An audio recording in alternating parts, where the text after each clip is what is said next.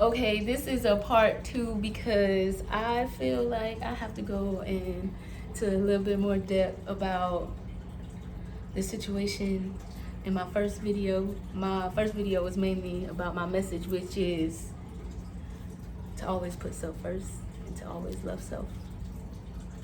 You know what I'm saying? And the man upstairs, if you believe in them, not even pushing that on everybody. But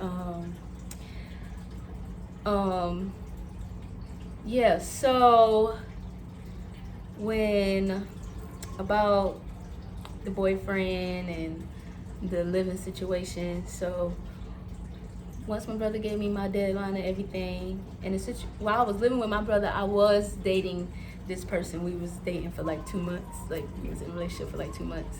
And when my brother had told me that I had a deadline, it was just like my mindset was, fuck, like damn, I just lost this money on my card, and now I gotta do this all over again. I gotta save up some more money to get out of here and in this short of time. And I was just nervous and scared, and so I just was venting to my boyfriend and telling him what was going on, you know what I'm saying? And he was just like, just come, you know what I'm saying, just come stay with me, you know what I'm saying, and you can drive my car to work, or you know, I'll take you to work, this, that, and the third. And I was just like, you know what, okay, you know, I'm okay with this because, you know, you my boyfriend, and once again, I've never lived with a man before, so this was gonna be exciting for me. So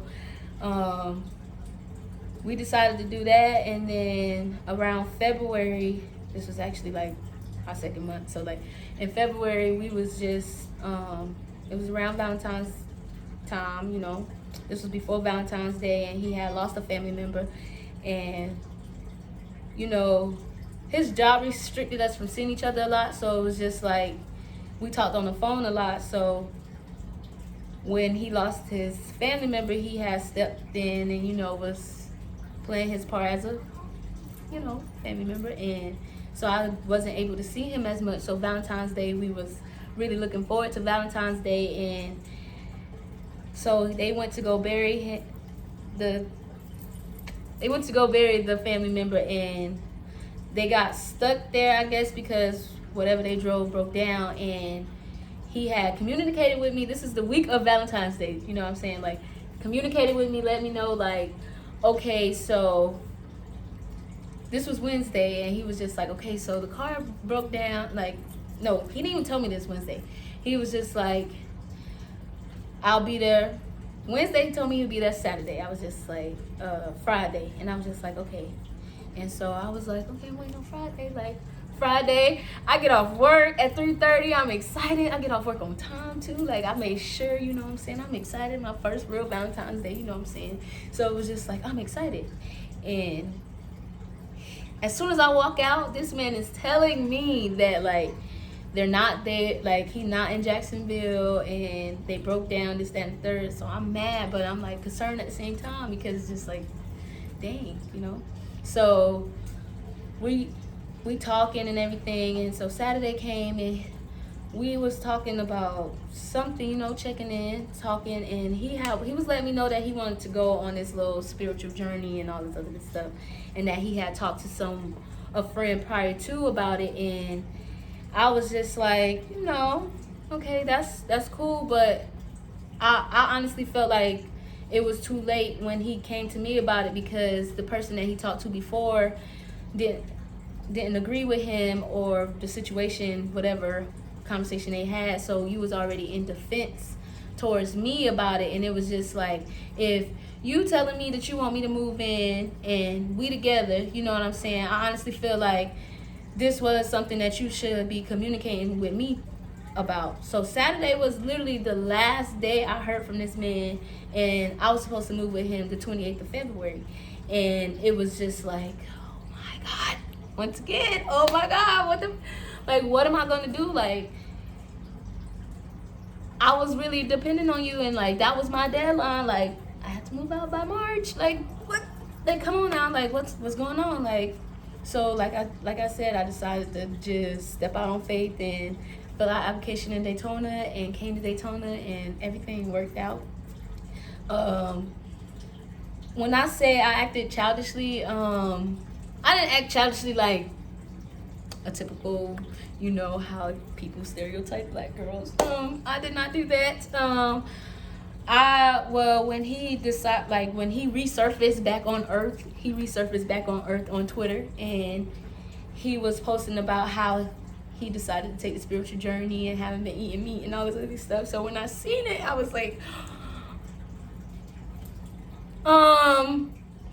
excuse me, so you're not gonna text me, you're not gonna call me, you're not gonna do none of that, you're just gonna go straight to Twitter and just.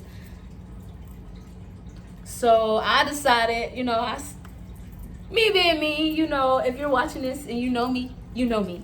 And if you're watching this and you know me and you follow me on Twitter, you've seen it. And I just let him know that, like, he had 48 hours to conversate with me, or he was gonna wish he never met me, because I was just so mad. Like, how can a person that tells you out of their mouth, I love you, damn near every night, and do this to you? Not even conversate. Like, I wouldn't have mind you breaking up with me or postponing the move-in or any of that. I wouldn't have minded, but you decided to, like, just flat out forget it.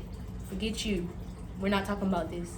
So no. So he actually did hit me up less than 48 hours. I didn't have to do nothing crazy. And so we didn't really talk about anything, you know what I'm saying? You know, some people like don't like going back and forth. So it was just like when you calm down, we'll have a grown-up conversation about it. Never really had a grown-up conversation about it. But once again, there's no hard feelings about it anymore, obviously, because, like, yeah, I was mad before. Like, hell yeah, I was like, I was ready to go back to Jacksonville and cut up real quick and then come back and live my life. But I have learned, like, cannot react when you're mad, sad, depressed, hurt. You cannot react in that way. You really just honestly have to deal with it. And that's exactly what I did. I honestly just sat with myself and I dealt with that. Like, that's something that I sat in the room by myself, listening to music, you know what I'm saying, just dealing with it. Like I said, talking to the man upstairs, like, it's just me and you. I gotta figure this out. Like, order my steps from here on out. Like, anybody that ain't for me, and let me know right then and there once I meet them, because if they're not for me, I don't want them in my life at all, because I feel like I'm here for a purpose, and I do not want to waste my time doing nothing foolish or dealing with nobody that's not meant to be in my life. And some people just not meant, and some people just not meant at the time that you was dealing with them. So it is what it is. But to answer a lot of questions, no, I did not act like a typical black girl, or however people, you know, judge black people, black women.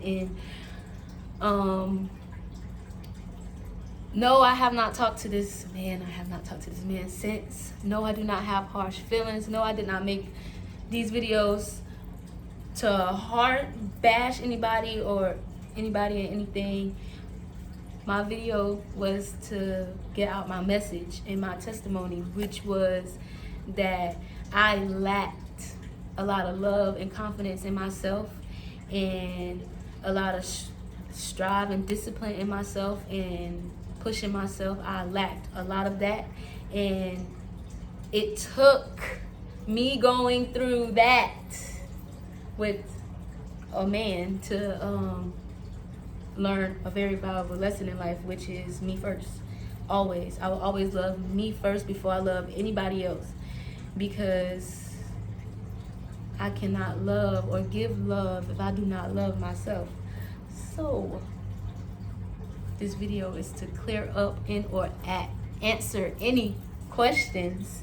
And once again, these are my first videos, so yes, I know I am everywhere. Do not judge, because I am only going to get better as views go up. Subscribe, like, comment, and or share your testimonies. Once again, thank you.